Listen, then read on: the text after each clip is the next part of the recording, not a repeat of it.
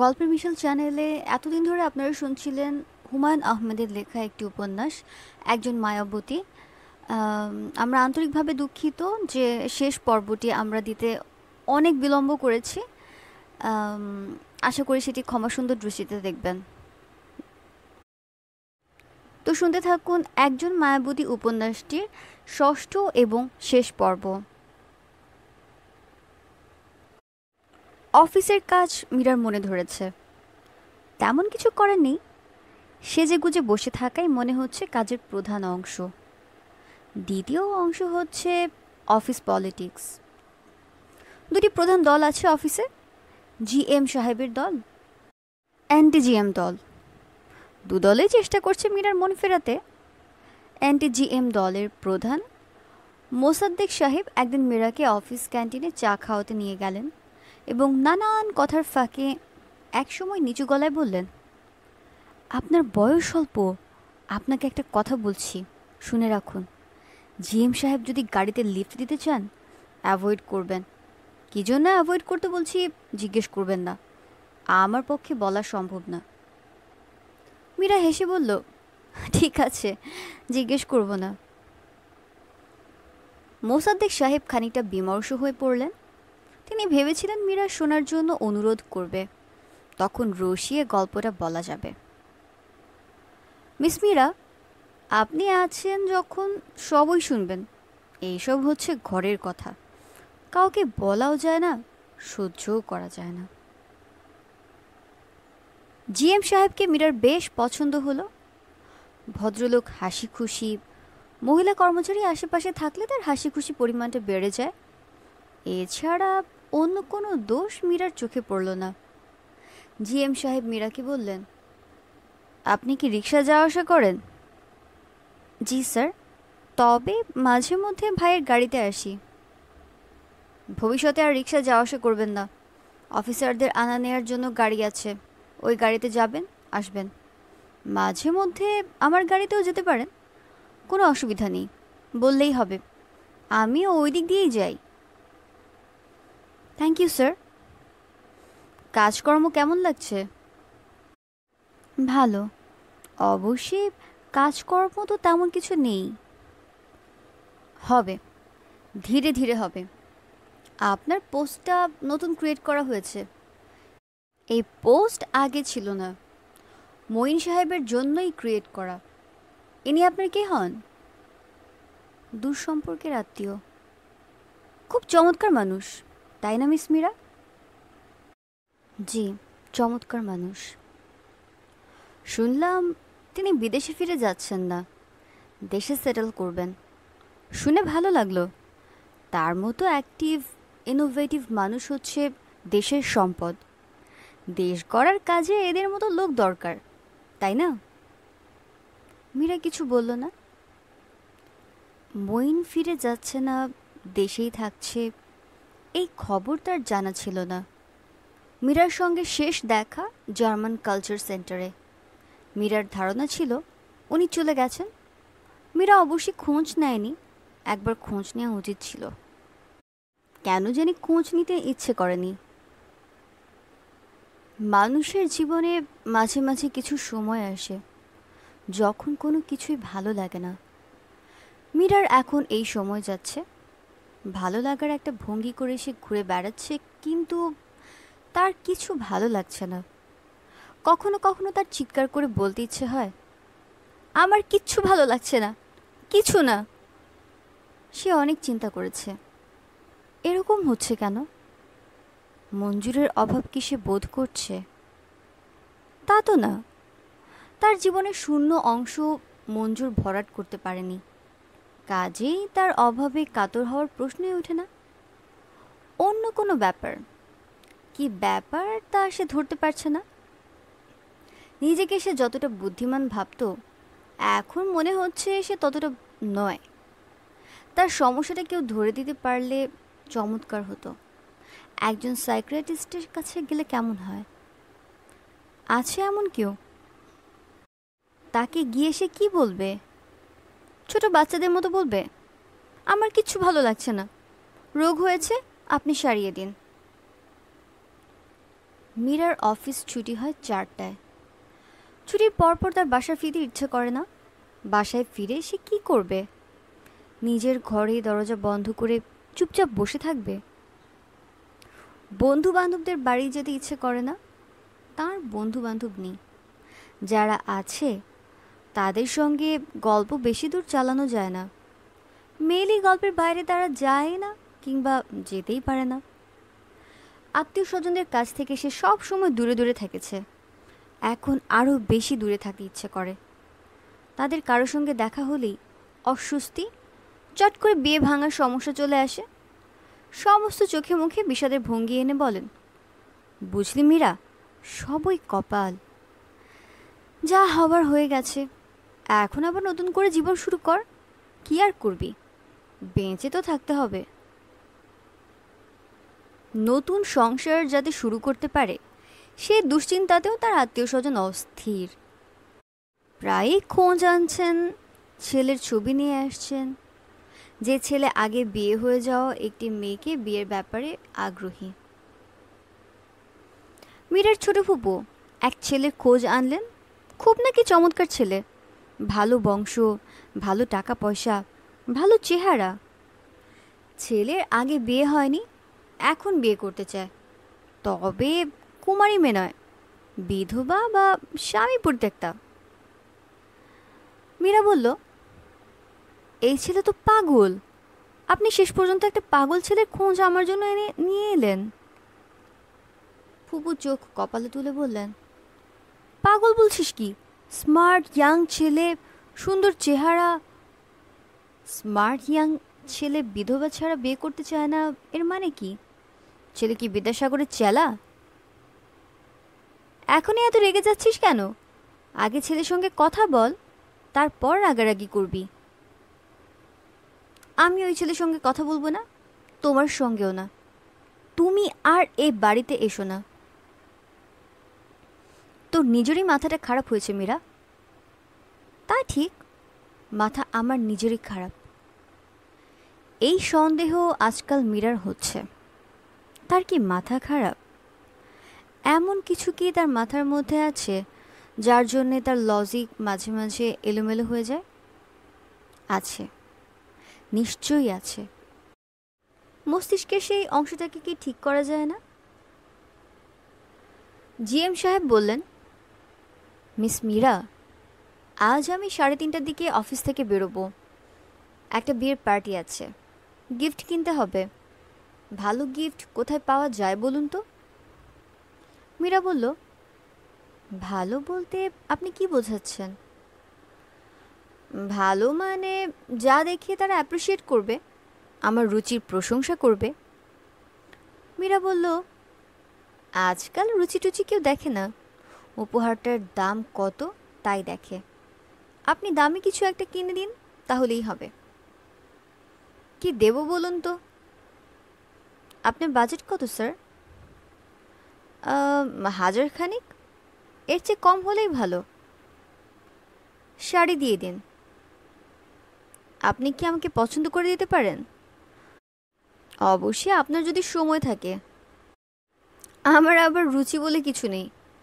একবার আমার স্ত্রীর জন্য একটা শাড়ি কিনেছিলাম। শাড়ি দেখে সে বলল, এটা লুঙ্গির কাপড়। আমি নাকি থান থেকে 3.5 গজ লুঙ্গির কাপড় কিনে এনেছি। মীরা হাসল। পুরনো রসিকতা। সব স্বামী স্ত্রীর জন্য শাড়ি কেনা নিয়ে এই রসিকতাই করে, এবং মনে করে খুব উচ্চ শ্রেণীর রসিকতা করা হলো। মিস মীরা। জি স্যার। আমার স্ত্রী অন্য 10 জন মানুষের স্ত্রীর মতো না। অন্য 10 জন শাড়িটাকে লুঙ্গির কাপড় বলে খানিকক্ষণ চিৎকার চেঁচামেচি করবে, তারপর অনুতপ্ত হয়ে সেই শাড়ি পরে বলবে, পরার পর তো ভালোই দেখাচ্ছে, তোমার রুচি খুব খারাপ না। আপনার স্ত্রী কি করলেন? সে ওই শাড়ি কেটে আমার জন্য 3টা লুঙ্গি বানিয়ে দিল। সেই লুঙ্গি আমাকেই পরতে হলো। মীরা কিছু বলল না। সাধারণ রসিকতার গল্প এখন সেন্সিটিভ পর্যায়ে চলে গেছে। এখন কিছু না বলাই ভালো। আপনার কি সময় হবে মিস মীরা? জি স্যার, হবে। তাহলে চলুন যাই। শাড়ি কোথায় পাওয়া যায় তাও তো জানি না। শাড়ি টাড়ি মাঝে মধ্যে ওই কেনে, খুব আগ্রহ নিয়েই কেনে, তবে আজকেরটা কিনবে না। কারণ কি জানেন? জি না। অনুমান করতে পারেন? না, তাও পারছি না। যে মেয়েটির বিয়ে হচ্ছে সে আমার দিকের আত্মীয়। আমার দিকের আত্মীয়ের কোনো কর্মকাণ্ডে সে থাকবে না, বিয়েতেও সে যাবে না। সাজগোজ সে করবে ঠিকই, গাড়িতে ওঠার আগ মুহূর্তে বলবে মাথা ধরেছে, বমি বমি লাগছে, বলেই ছুটে বাথরুমে ঢুকে গলায় আঙুল দিয়ে হড়হড় করে বমি করবে। তখন বাধ্য হয়ে আমাকে বলতে হবে থাক, যেতে হবে না। এই হচ্ছে আমার জীবন। অনেক কথা আপনাকে বলে ফেললাম, চলুন যাওয়া যাক। শাড়ি কেনা হয়ে গেল 15 মিনিটে।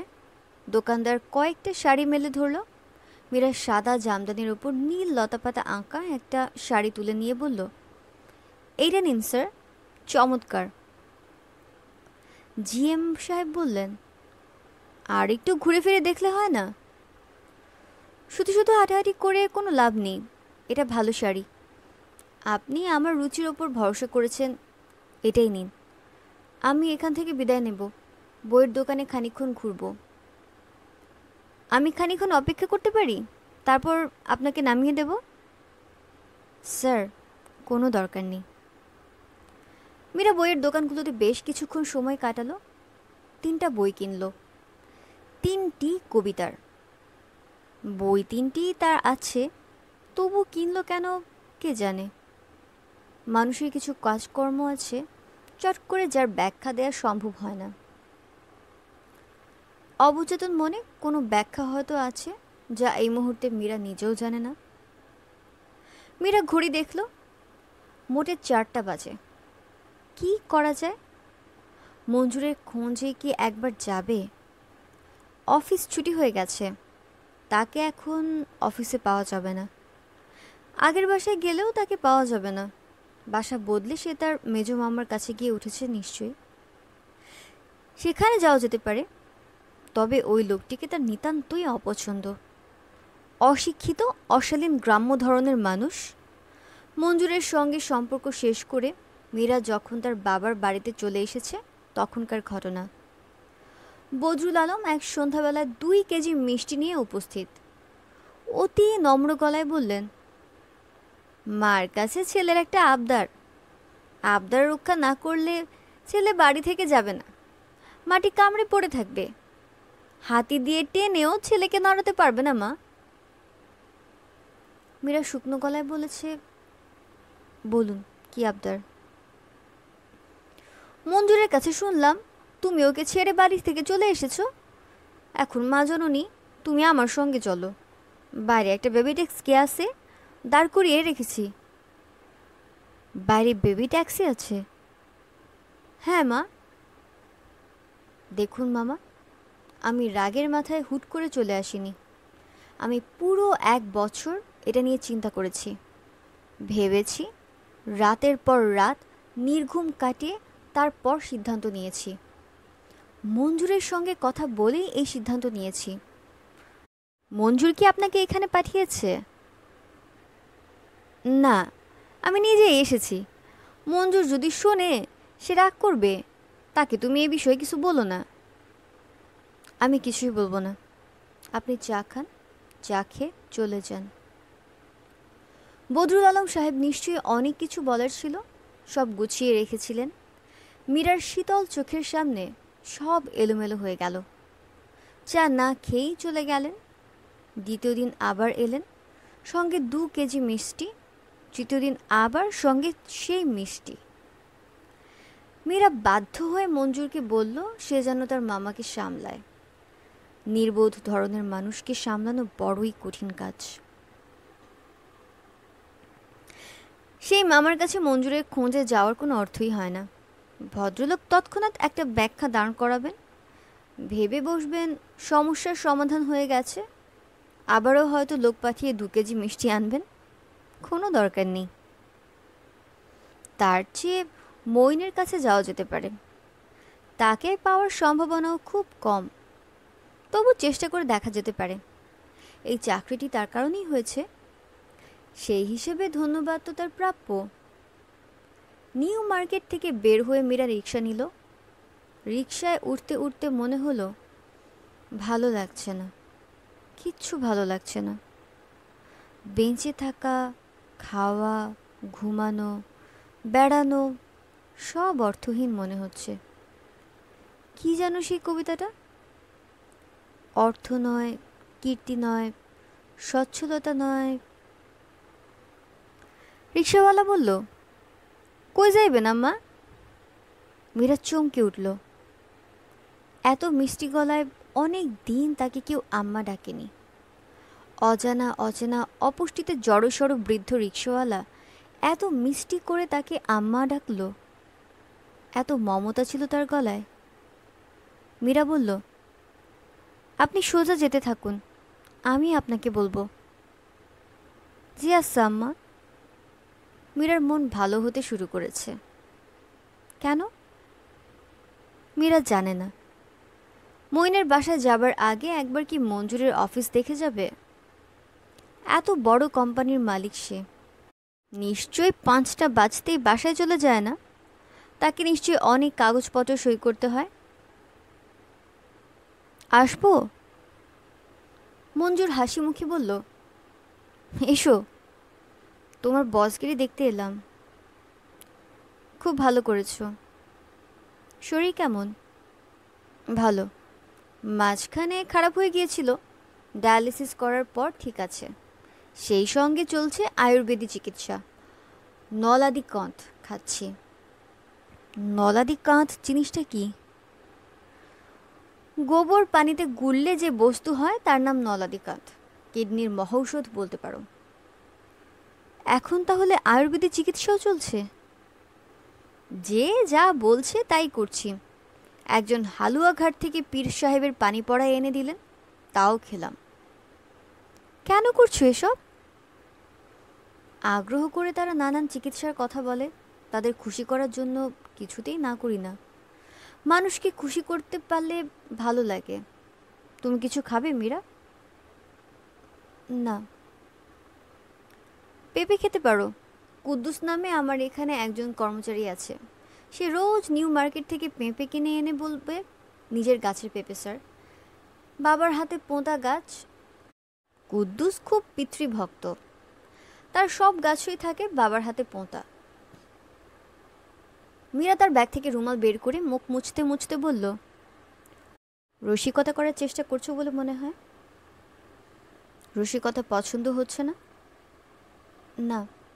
আজ তাহলে উঠি। মীরা উঠে দাঁড়ালো। মঞ্জুর দুঃখিত গলায় বলল, সত্যি সত্যি উঠছো? বসো না একটু, আমার সঙ্গে এক কাপ চা খাও। এক জায়গায় যাব, দেরি হয়ে যাবে। সন্ধ্যার পর রিকশায় যেতে ভয় ভয় লাগে। আমার সঙ্গে গাড়ি আছে, যেখানে যেতে চাও নিয়ে যাবে। ও আচ্ছা, তোমার তো এখন গাড়ি আছে, ভুলেই গিয়েছিলাম। তাহলে খানিকক্ষণ বসা যায়। বলো, চা আনতে বলো। ভালো কথা, ডোনার পাওয়া গেছে? হ্যাঁ, নাম আমানুল্লাহ। মীরা অতি দ্রুত চা শেষ করে ব্যাগ হাতে উঠে দাঁড়ালো। মঞ্জুর বলল, চলো আমিও তোমার সঙ্গে যাই, তোমাকে নামিয়ে দিয়ে যাব। তুমি যাবে কোথায়? মঈন সাহেবের কাছে। মীরা খানিকটা হকচকিয়ে গেল, নিজেকে সামলে নিয়ে বলল, হ্যাঁ, তুমি ওনাকে চেনো? উনি একদিন আমার কাছে এসেছিলেন। কি জন্যে? এমনি বোধহয় এসেছিলেন, কথাবার্তা বলার জন্য। মীরা নরম গলায় বলল, তার প্রতি একসময় আমার ভয়ঙ্কর রকম টান ছিল, তা কি উনি বলেছেন? মঞ্জুর হেসে বলল, সবই বলেছেন, কিছুই বাদ দেননি। আমার কি মনে হয় জানো? আমার মনে হয় ভদ্রলোক তোমাকে নিয়ে নতুন করে জীবন শুরু করতে চান। তোমাকে কি করে বলবেন বুঝতে পারছেন না। তুমি তোমার উর্বর মাথা থেকে এটা বের করলে? হ্যাঁ, আমার কিডনি ফেল করতে পারে, ব্রেন ফেল করেনি, করেছে। কারণ তুমি জানো যে মঈন ভাই তার স্ত্রী এবং বাচ্চাদের নিয়ে খুব সুখে আছেন। মঞ্জু সহজ গলায় বলল, আমি যতদূর জানি তার স্ত্রী তাকে ছেড়ে লুসিয়ানায় চলে যাবার পরেই তিনি দেশে এসেছেন। ফিরে যাবেন না বলেই এসেছেন। উনি নিজে তোমাকে বললেন? হ্যাঁ, এবং আমার কি মনে হয় জানো মীরা, আমার মনে হয় তোমার উচিত তাকে বিয়ে করা। এই ভদ্রলোকের প্রতি তোমার যে প্রচণ্ড মোহ ছিল তার সবটাই এখনও আছে। আছে বলেই আমার সঙ্গে থাকতে পারলে না। আমার মধ্যে তুমি মঈন সাহেবের ছায়া দেখতে চেয়েছিলে, তা কি সম্ভব? আমি হচ্ছি আমি। মীরা কিছু বলল না, গাড়িতে উঠেও চুপ করে রইল। মঞ্জুর বলল, মনে হচ্ছে তোমার মন খারাপ করিয়ে দিয়েছি, সরি। মীরা বলল, সরি হবার কিছু নেই। মঞ্জুর বলল, তোমার মোহ প্রসঙ্গে যা বললাম তা কি ভুল? না, ভুল না। ভুল না হলে এত লজ্জিত বোধ করছো কেন? লজ্জিত বোধ করছি না তো। করছো, খুব মন খারাপ করেছো। প্লিজ মন খারাপ করো না। আমার সঙ্গে 3টি বছর তোমার খুব খারাপ কেটেছে। খারাপের পর ভালো আসে। সামনের দিনগুলো তোমার ভালো যাবে, আমি 100% নিশ্চিত। মঞ্জুর মীরাকে নামিয়ে দিয়ে চলে গেল। মঈন বারান্দায় কাগজ, কেঁচি এবং গাম নিয়ে এসেছে। তৈরি করছে কাগজের এরোপ্লেন মডেল। তার সামনে একটা বই খোলা, বইয়ে লেখা মাপমতো প্রতিটি মডেল তৈরি হচ্ছে এবং তার সঙ্গে সঙ্গে আকাশে উড়িয়ে পরীক্ষা করা হচ্ছে। তাকে ঘিরে নানান বয়সী কিছু বাচ্চা কাচ্চা বসে আছে। তাদের বিস্ময় এবং মুগ্ধতা সীমাহীন। মঈন মীরাকে দেখে সহজ গলায় বলল, এসো মীরা, এসো, প্লেন বানাচ্ছি। মঈনের গলায় কোনো বিস্ময় নেই। মনে হতে পারে সে এই মুহূর্তে মীরার জন্যই অপেক্ষা করছিল। বিস্মিত না হবার অভিনয় বড় দুরূহ অভিনয়। এই মানুষটি সে অভিনয় এত চমৎকার করছে কি করে? নাকি সে আসলে বিস্মিত হয়নি, ধরেই নিয়েছিল মীরা যে কোনো একদিন আসবে? মঈন কাগজ কাটতে কাটতে বলল, এই মোড়াটায় আরাম করে বসো। আমার চারপাশে যারা বসে আছে তারা আমার নেফিউ এবং নিস। এদেরকে আমি এই মুহূর্তে অ্যারোডাইনামিক্স শেখাচ্ছি। সামান্য কাগজের তৈরি প্লেন বাতাসে ভর করে 20 থেকে 25 গজ যেতে পারে যদি ঠিক ডিজাইনে তৈরি করা হয়। এই দেখো, এটাকে দেখো, ফড়িংয়ের মতো স্লিম বডি, আকাশে ভেসে থাকার ক্ষমতা দেখলে তুমি হকচকিয়ে যাবে। মঈন কাগজের প্লেন আকাশে ছুঁড়ে মারল। সেই প্লেন সত্যি সত্যি উড়তে উড়তে বাড়ির কম্পাউন্ড ছাড়িয়ে রাস্তার দিকে রওনা হলো। পেছনে পেছনে ছুটে গেল শিশুর দল। মঈন মীরার দিকে তাকিয়ে হাসি মুখে বলল, কেমন আছো? ভালো। কোনো উদ্দেশ্য নিয়ে এসেছো নাকি এমনি এসেছো? এমনি এসেছি। আপনার না চলে যাবার কথা ছিল? যাওয়া হয়নি, আরও মাসখানেক থাকবো। আমাদের জিএম বলেছিলেন পুরোপুরি থেকে যাওয়ার সম্ভাবনাও নাকি আছে। না, কথার কথা বলেছিলাম। সেটাকেই ভদ্রলোক বিশ্বাস করে বসে আছেন। বর্তমান বাংলাদেশের সমস্যা কি জানো?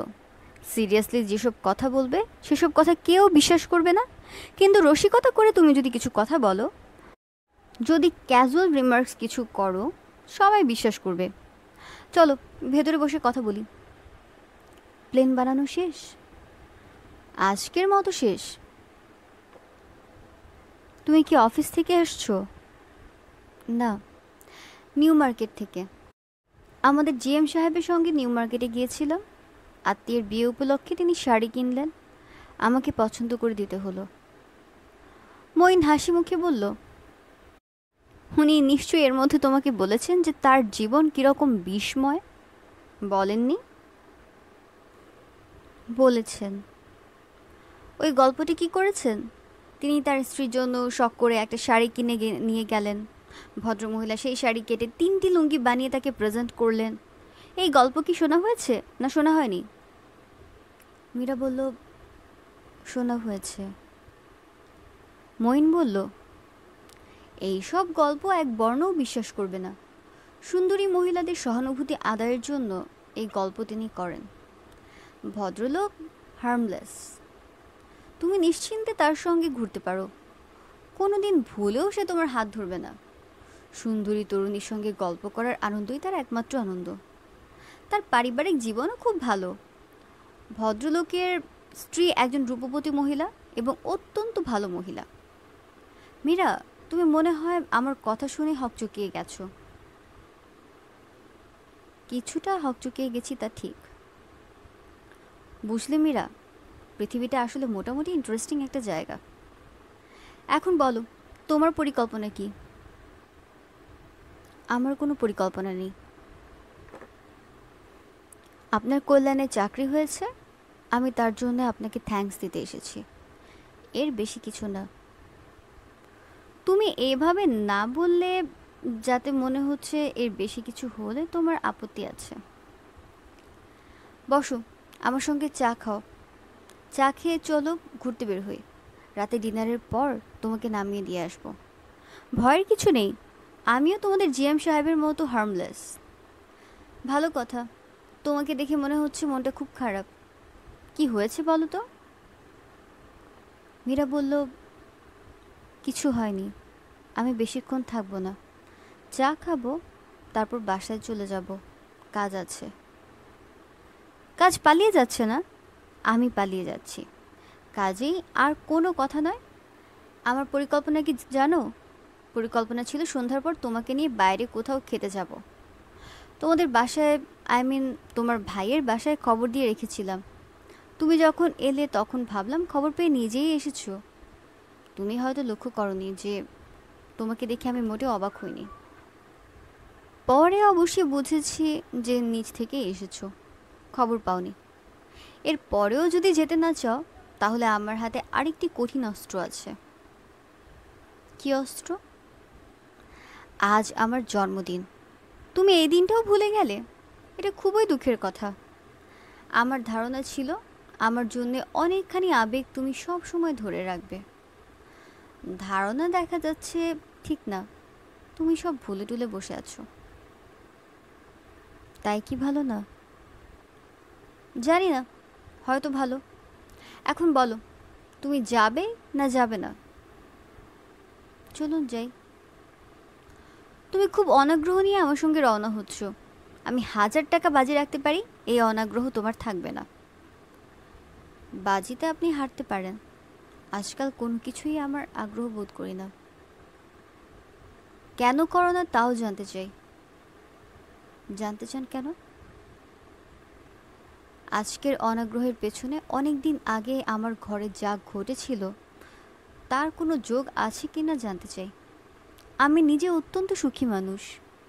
আমি তোমাকে সুখী দেখতে চাই। দুজন হাঁটতে হাঁটতে রওনা হলো। মইনের ইচ্ছা অনেকক্ষণ হেঁটে ক্লান্ত হয়ে যাবার পর তারা রিক্সা নেবে। রিক্সা করে ঘুরতে ঘুরতে যখন ক্লান্ত হয়ে যাবে, তখন কোনো চাইনিজ রেস্তোরাঁয় আধো আলো আধো আধারে রাতের খাবার শেষ করবে। মীরা লক্ষ্য করল মইনকে অসম্ভব খুশি খুশি লাগছে। মনে হচ্ছে সে তার আনন্দ চেপে রাখতে পারছে না। মীরাকে সে কোনো কথা বলার সুযোগ দিচ্ছে না, অনবরত কথা বলেই যাচ্ছে। মীরা, জার্মান কালচার ইনস্টিটিউটে একটা ছবি কিনেছিলাম, তোমার মনে আছে? নগদ দাম দিয়ে কিনেছিলাম। এক্সিবিশনের শেষে ছবি নিয়ে আসার কথা ছিল। আমি আর ছবি আনতে যাইনি। ওই আর্টিস্ট যেহেতু আমার ঠিকানা জানে না, ছবি দিয়ে যেতেও পারছে না। এতে খুশি হচ্ছেন, কারণটা কি? খুশি হচ্ছি কারণ আর্টিস্ট সাহেবকে এক ধরনের মানসিক কষ্ট দিতে পারছি। সে ওই দিন আমাকে সূক্ষ্মভাবে অপমান করেছিল, কঠিন অপমান। আমি মনে মনে ঠিক করে রেখেছিলাম শোধ নেব। এখন নিচ্ছি। বেচারা এখন ছবিটা নিয়ে পড়েছে মহাবিপদে। নিজের কাছে ছবিটা রাখতে হচ্ছে, যতবার তাকাচ্ছে ছবিটার দিকে ততবার আমার কথা মনে হচ্ছে। মনটা খারাপ হচ্ছে, টাকা দিল অথচ ছবি নিল না। কঠিন মানসিক চাপ। আপনি মানুষটা বেশ অদ্ভুত। অদ্ভুত না, ক্রুয়েল, নিষ্ঠুর। শুধু সদ্গুণ নিয়ে পরিপূর্ণ মানুষ হয় না, এসবও কিছু কিছু লাগে। যাদের ভেতর শুধু সদ্গুণ, মানুষ হিসেবে অনেক নিচের দিকে তাদের অবস্থান। কি পাগলের মতো কথা বলছেন? পাগলের মতো কথা বলছি না, ভেবেচিন্তে বলছি। তোমাকে এই কথাগুলো বলার পেছনে আমার একটা উদ্দেশ্যও আছে। কি বলছি মন দিয়ে শোনো, খুব মন দিয়ে।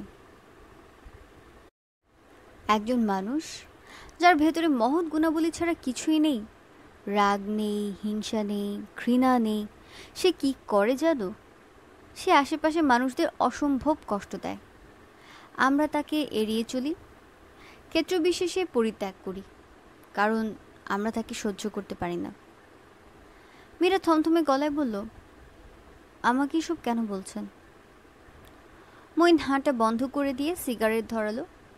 ধোঁয়া ছাড়তে ছাড়তে বেশ কিছু সময় তাকিয়ে রইল মীরার দিকে। সন্ধ্যার শেষ আলোয় মীরার মুখ কেমন জানি ফ্যাকাশে দেখাচ্ছে। মনে হচ্ছে কোনো একটা বিষয় নিয়ে খুবই চিন্তিত। মঈন হালকা গলায় বলল, বুঝলে মীরা, আমি কয়েকদিন আগে মঞ্জুর নামের ওই ভদ্রলোকের সঙ্গে দেখা করতে গিয়েছিলাম। এক ধরনের কৌতূহল থেকেই গিয়েছিলাম। তোমার মতো একটা মেয়ে সবার মতের বিরুদ্ধে এমন সাদামাটা একজন মানুষকে কেন বিয়ে করলো, আবার ছাড়াছাড়ি বা কেন হলো, খুব জানার ইচ্ছা ছিল। আমার সঙ্গে এই লোকটির প্রতিযোগিতা করেছে এবং এক অর্থে আমাকে হারিয়ে দিয়েছে। কাজেই তার সঙ্গে আমার দেখা করার ইচ্ছা খুব স্বাভাবিক, তাই না? কাজেই দেখা করলাম। কেমন দেখলেন? অন্য 10 জন যা বলেছে তাই নিতান্তই সাধারণ একজন মানুষ। মীরা চাপা গলায় বলল, আপনার ধারণা ঠিক না, ও নিতান্ত সাধারণ মানুষ না। মঈন হেসে ফেলে বলল, প্রথম দর্শনে আমার যা মনে হলো তা বললাম। সাধারণ মানুষ, খুবই সাধারণ। তারপর অবাক হয়ে দেখি হিসেবে কি যেন গন্ডগোল হয়ে যাচ্ছে। কি একটা জিনিস যেন মিলছে না। লোকটি পরিপূর্ণ মানুষ না, তার মধ্যে মানসিক ত্রুটিগুলো অনুপস্থিত। আমার ধারণা এই যে তার সঙ্গে তোমার বন্ধু না, তার কারণ এই। আপনি তো অদ্ভুত কথা বলছেন মঈন ভাই। একজন মানুষের ভেতরে ত্রুটি নেই বলেই তাকে আমার পছন্দ হবে না? হ্যাঁ, তুমিই তার ত্রুটিগুলো বলো। তার সবচেয়ে বড় ত্রুটি কি যা তোমাকে সবচেয়ে বেশি আঘাত করেছে? ভালোবাসা বলে তার মধ্যে কিছু ছিল না। তার মধ্যে যা ছিল তা হলো আশেপাশে সবার সম্পর্কে অনাগ্রহ। ভালোবাসা বাস হচ্ছে হৃদয়ে, তাকে চোখে দেখা যায় না। আমরা করি কি জানো, নানান কাণ্ড কারখানা করে তা দেখাতে চাই। যেমন ফুল কিনে আনি, উপহার দেই। এসব কর্মকাণ্ডের পেছনে এক ধরনের ভান আছে। ভানটা হচ্ছে আমাদের ত্রুটি। যে মানুষের মধ্যে ত্রুটি নেই সে ভালোবাসা দেখানোর চেষ্টা করবে না। ভালোবাসা যদি থাকে তা দেখানোর দোষ কি? কোনোই দোষ নেই, দেখানোই উচিত। কিন্তু খুব ক্ষুদ্র একদল মানুষ আছে যাদের কাছে এই অংশটি অপ্রয়োজনীয় মনে হবে। এদেরকে আমরা যখন বিচার করব তখন মানুষ হিসেবে এদের স্থান হবে অনেক পেছনে, কারণ এরা দুর্বোধ্য। মীরা শীতল গলায় বলল, ওর সঙ্গে সামান্য কিছুক্ষণ কথা বলে ওকে আপনি মহাপুরুষদের দলে ফেলে দিয়েছেন? সামান্য কিছুক্ষণ কথা হয়েছে তা ঠিক না, প্রচুর কথা হয়েছে। আমি তাকে খোলাখুলি অনেক কথাই বলেছি। কেন জানি তার সঙ্গে কথা বলতে ইচ্ছে করলো। মাঝে মাঝে কিছু মানুষ পাওয়া যায় যাদের সঙ্গে কথা বলতে ইচ্ছে করে, করে না? হ্যাঁ, করে। মীরা, আমি তোমাকে কিছু মিথ্যা কথাও বলেছি। আমি কনফেশন করতে চাই। এবং মঈন থেমে গেল। মীরা বলল, থামলেন কেন? কথা শেষ করুন। মইন খুবই নিচু গলায় বলল, অনেক আগে তুমি প্রচণ্ড ঘোর এবং প্রচণ্ড মোহ নিয়ে আমার কাছে ছুটে এসেছিলে। আমি তোমাকে ফিরিয়ে দেইনি। আজ যদি আমি ঠিক সেই রকম মোহ নিয়ে তোমার কাছে ছুটে আসি, তুমি কি আমাকে ফিরিয়ে দেবে? মীরা জবাব দিল না। তার সমস্ত হৃদয় হাহাকারে পরিপূর্ণ হয়ে গেল। তার ইচ্ছে করল চিৎকার করে ওঠে, আমার ভালো লাগছে না, আমার কিছুই ভালো লাগছে না। ডাক্তার সাহেবের নাম শাহিদ মজুমদার। ডাক্তাররা কখনো পুরো নামে পরিচিত হন না। শাহিদ মজুমদার সেই কারণেই এস মজুমদার নামে পরিচিত। বয়স 40-এ বেশি হবে না। এই বয়সে প্রচুর খ্যাতি এবং অখ্যাতি কুড়িয়েছেন। ডাক্তার সাহেবকে মঞ্জুরের পছন্দ। মানুষটি রসিক। রস ব্যাপারটা ডাক্তারদের মধ্যে খুব বেশি দেখা যায় না। প্রথম দিন মঞ্জুর ডাক্তারকে জিজ্ঞেস করেছিলেন, ভাই, আমি কি মারা যাচ্ছি নাকি? ডাক্তার সাহেব গম্ভীর মুখে বললেন, হ্যাঁ, যাচ্ছেন। মঞ্জুর সাহেব পুরোপুরি হকচকিয়ে গেছে। তখন তিনি বললেন, ভয় পাবেন না, আমরা সবাই প্রাকৃতিক নিয়মে প্রায় 60 বছর পর করে মারা যাচ্ছি। এই অর্থে বলেছি, নির্দিষ্ট সময়টুকু আপনি যাতে পান সে চেষ্টা আমি করব, আশ্বাস দিচ্ছি। আজ মঞ্জুরকে তিনি অনেকক্ষণ ধরে দেখলেন। দেখা শেষ করে বললেন, আপনাকে কমপ্লিট বেড রেস্টে চলে যেতে হবে। আগেও তো বলেছি, আপনি কথা শোনেননি। মঞ্জুর বলল, কিছু ঝামেলা ছিল, শেষ করেছি। এখন লম্বা হয়ে বিছানায় শুয়ে পড়ব। কবে শোবেন? আজ থেকেই শুরু করুন। আপনি বললে আজই শুয়ে পড়ব? ভালো কথা ডাক্তার সাহেব, আমার এই সমস্যায় কি মাথায় গন্ডগোল হয়? আপনার কথা বুঝতে পারছি না। মাথায় গন্ডগোল মানে? মঞ্জুর লাজুক গলায় বলল, আমার ঘরে একটা টেলিফোন আছে। হঠাৎ হঠাৎ সেই টেলিফোন বেজে ওঠে। বেজে ওঠার কথা না, টেলিফোনটা অনেকদিন ধরেই ডেড। একটা ছেলের নাম ইমরুল, সে রাত 2টা-2:30টার দিকে টেলিফোন করে, মজার মজার কথা বলে। আমি জানি এটা সম্ভব না, অসম্ভব। আমার এক ধরনের হ্যালুসিনেশন হচ্ছে। আমি কি ঠিক বলেছি ডাক্তার সাহেব? ঠিকই বলেছেন। রক্তে টক্সিক ম্যাটেরিয়াল বেড়ে গেলে হ্যালুসিনেশন হতে পারে। এরকম ঘটনার নজির আছে। ছেলেটার সঙ্গে কি কথা হয়? ছেলে মানুষই ধরনের কথা, গুরুত্বপূর্ণ কিছু না। হয়তো পুরো ব্যাপারটা আপনি স্বপ্নে দেখেছেন, তাও হতে পারে। শেষ কবে টেলিফোন পেলেন? গতকাল রাত 3টার দিকে।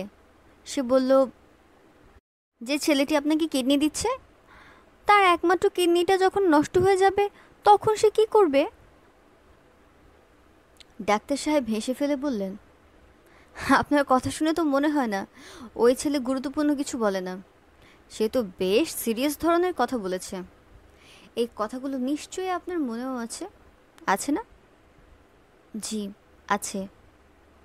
এইসব নিয়ে একেবারেই মাথা ঘামাবেন না। আপনার সাবকনশিয়াস মাইন্ড আপনাকে দিয়ে খেলছে। এটাকে গুরুত্ব দেওয়া ঠিক হবে না।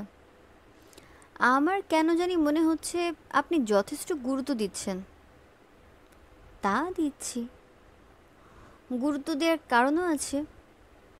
আমি কি কারণটা বলবো? বলুন। কারণটা কোনো একজনকে বলা দরকার। আমি বলার মতো কাউকে পাচ্ছি না। সবাই কথা বলতে চায়, কেউ শুনতে চায় না। ডাক্তার সাহেব নরম গলায় বললেন, আমি আপনার কথা খুব আগ্রহ নিয়ে শুনছি। আপনি ধীরে সুস্থে বলুন। আমি আমানুল্লাহ ছেলেটির সঙ্গে নিজের খুব মিল দেখতে পাচ্ছি। সে একটি কিডনি বিক্রি করছে, আমিও তাই করেছিলাম। আপনাকে এই তথ্য আগেই দিয়েছি। বাবার চিকিৎসার জন্য এটা করতে হয়েছিল। তার থ্রোট ক্যান্সার হয়েছিল। ক্যান্সার হয়েছে জানার পর থেকে তিনি বাঁচার জন্য মরিয়া হয়ে ওঠেন। তার ধারণা হলো বিদেশে গিয়ে চিকিৎসা করলেই তিনি সেরে উঠবেন। টাকা টাকা করে তিনি একেবারে অস্থির হয়ে গেলেন। সারাক্ষণ বলতেন, 1,00,000 টাকা হলেই বিদেশে গিয়ে জীবনটা রক্ষা করতাম। এই সময় আমি বাবাকে 1,00,000 টাকা দিই। টাকা হাতে নেয়ার দুদিনের মাথায় তার মৃত্যু হয়। তখনও আপনার কিডনি কেটে বাদ দেওয়া হয়নি? জি না। আমি ইচ্ছা করলে টাকাটা ফেরত দিতে পারতাম, বলতে পারতাম আমি কিডনি বিক্রি করতে চাই না। তা করিনি। যথাসময়ে কিডনি ট্রান্সপ্ল্যান্ট হয়। যাই হোক, ওই প্রসঙ্গ নিয়ে আমি যা বলতে চাচ্ছি তা হচ্ছে, আমানুল্লাহ নামের ছেলেটিরও একই ব্যাপার ঘটছে। সে ছেলেটি একটি কিডনি নিয়ে বেঁচে থাকবে এবং একসময় দেখা যাবে আমার মতো সমস্যা হয়েছে। তেমন সম্ভাবনা খুবই কম। কম হলেও তো আছে, আছে না?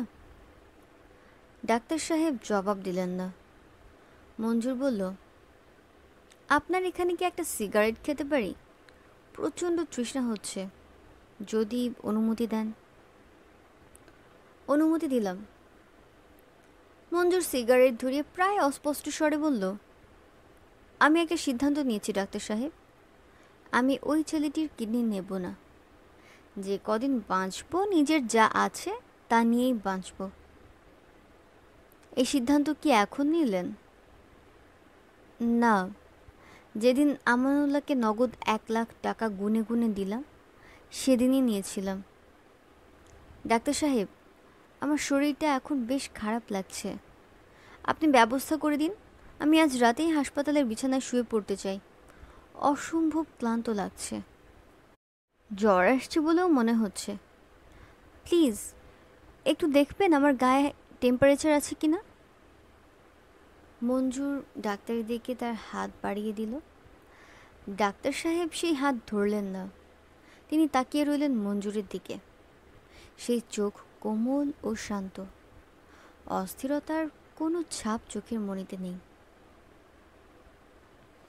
মঞ্জুর অপারেশন করতে রাজি নয়। এই খবর জাহানারা পেয়েছে গতকাল রাতে। ফরিদ এসে খবর দিয়েছে। জাহানারা তৎক্ষণাৎ ফরিদকে নিয়ে হাসপাতালে গিয়েছে।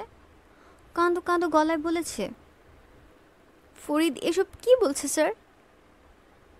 মঞ্জুর বলল, ও যা বলছে ঠিকই বলেছে, আমি অনেক ভেবেচিন্তে ডিসিশন নিয়েছি। এর নড়চড় হবে না। তুমি আমাকে অনুরোধ করবে না বা কান্নাকাটিও করো না। জাহানারা হতভম্ব হয়ে গেল। এরকম হতে পারে সে কল্পনাও করেনি। জাহানারা থাকতে থাকতেই বদরুল সাহেব এলেন। ঘরে ঢুকেই তিনি রাগী গলায় বললেন, তুই কি পাগল হয়ে গেলি? মঞ্জুর হাসতে হাসতে বলল, হ্যাঁ। ওই 1,00,000 টাকার কি হবে? ওই টাকা তো আর উদ্ধার হবে না। তা হবে না বাবা, টাকাটা আমি দান করেছি। তুই পাগল, 16 আনা পাগল। মঞ্জুর ক্লান্ত গলায় বলল, মামা, আমার শরীরটা খুবই খারাপ, তোমার চিৎকারে আরও খারাপ হচ্ছে, দয়া করে বিদায় হও। বদরুল আলম নড়লেন না। জাহানারা বের হয়ে এলো। ফরিদকে হাসপাতালে রেখে একা এলো মীরার কাছে। জাহানারা মীরার কাছে দাঁড়িয়ে আছে। সে অসম্ভব ভয় পেয়েছে। তার মুখ পাণ্ডুবর্ণ। সারা পথই সে এসেছে কাঁদতে কাঁদতে। তার চোখ ফোলা আর মুখ অসম্ভব বিষণ্ণ। মীরা বলল, আমি বললেই কি মঞ্জুর আমার কথা শুনবে? জাহানারা ধরা গলায় বলল, হ্যাঁ, আপনি বললে শুনবে। আপনি কি করে জানলেন? আমি জানি, আপনি স্যারের হাত ধরে যদি একবার বলেন, স্যার রাজি হবেন। কিডনি আমি দেব, সেটা কোনো সমস্যাই না। আপনি শুধু স্যারকে রাজি করাবেন। বিছানায় শুয়ে মৃত্যুর জন্য অপেক্ষা করার কোনো মানে হয় না। সেটা আপনি জানেন, আমিও জানি, কিন্তু ও জানে না। ওর কিছু নিজস্ব বিচিত্র লজিক আছে, সে ওই লজিকে চলে। কারো কোনো কথাই শুনবে না। আপনার কথা শুনবেন, আপনার কথা না শুনে স্যারের উপায় নেই। এত নিশ্চিত হয়ে কি করে বলছেন? স্যারের রাইটিং প্যাডের একটা পাতা আমি আপনার জন্য নিয়ে এসেছি। ওইটা দেখলেই আপনি বুঝবেন। তিনি আপনার কথা ফেলবেন না। জাহানারা রাইটিং প্যাডের একটা পাতা মীরার দিকে বাড়িয়ে ধরল। সেখানে গুটি গুটি করে অসংখ্য বার লেখা মীরা, মীরা, মীরা। জাহানারা বলল, মোট ৩০৬ বার লেখা আছে। আপনি বসে বসে গুনেছেন? জি। মীরা জাহানারার দিকে কিছুক্ষণ অপলক তাকিয়ে রইল। মীরার মুখে ক্ষীণ হাসির রেখা দেখা গেল। এই হাসি সে তৎক্ষণাৎ মুছে ফেলে স্বাভাবিক গলায় বলল, আপনার স্যারকে আপনার খুব পছন্দ, তাই না? জাহানারা সহজ গলায় বলল, হ্যাঁ। কেন পছন্দ সেটা কি জানেন? জানি। আমাকে বলবেন? জাহানারা স্পষ্ট স্বরে বলল, না। মীরা বলল, আচ্ছা থাক, বলতে হবে না। সব কিছু বলতে নেই। চলুন আপনার স্যারের কাছে যাই, দেখি তাকে রাজি করানো যায় কিনা। ওর সঙ্গে প্রথম যেদিন দেখা হয় তখন আমার পরনে আসমানি রঙের একটা শাড়ি ছিল। ওই শাড়িটা পরে গেলে কেমন হয়? খুব ভালো হয়। আপনি তাহলে অপেক্ষা করুন, আমি শাড়ি বদলে আসছি। আর শুনুন, কাঁদবেন না। আপনার কান্না দেখে আমারই কান্না পাচ্ছে। দেখি, কাছে আসুন তো, আপনাকে একটু আদর করে দিই।